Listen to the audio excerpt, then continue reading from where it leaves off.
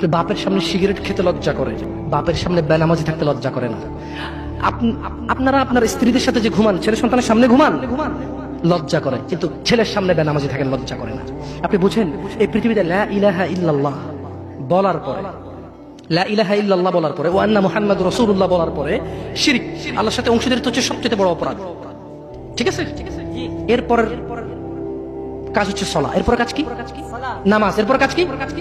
নামাজ। আপনি জানেন এই নামাজ না পড়লে মানুষ কাফের হয়ে যায়, অথচ মানুষ ন্যাংটা হয়ে হাঁটতে লজ্জা পায়, মানুষ প্রকাশ্যে মদ খেতে লজ্জা পায়, মানুষ প্রকাশ্যে দাঁড়িয়ে পেশাব করতে লজ্জা পায়, মানুষ প্রকাশ্যে প্রেমিকের সাথে কথা বলতে লজ্জা পায়, মানুষ বাপের সামনে সিগারেট খেতে লজ্জা পায়, মানুষ প্রকাশ্যে শুকর মাংস খাবে না, মানুষ প্রকাশ্যে সিগারেট খায় না, মানুষ প্রকাশ্যে গাঁজা খায় না, মানুষ প্রকাশ্যে নাচে না, মহিলারা প্রকাশ্যে গোসল করতে লজ্জা পায়, পুরুষরা প্রকাশ্যে পায়খানা করতে লজ্জা পায়, কিন্তু কেউ এত জঘন্যতম অপরাধ যা না করলে কাফের হয়ে যায়, প্রকাশ্যে সবাই আজান চলে, কেউ মসজিদে আসে না, কেউ লজ্জা পায় না।